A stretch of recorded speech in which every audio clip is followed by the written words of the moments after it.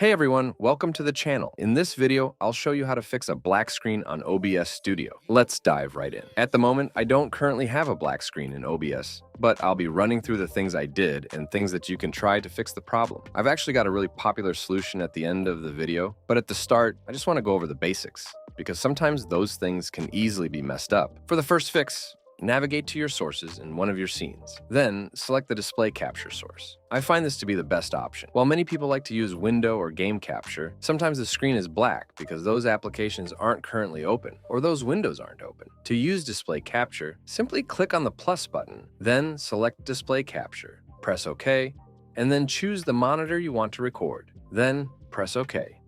Right-click on the screen, click on Transform, and then select Fit to Screen. See if that makes any difference.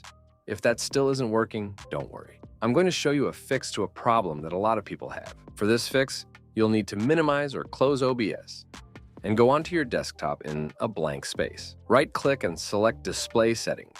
Alternatively, you can search for it. Then scroll down and locate the option for related settings and go to Graphics.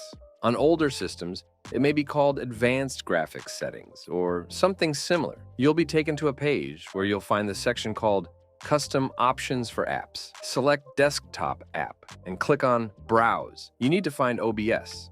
To do this, click on this PC. Then click on Local Disk.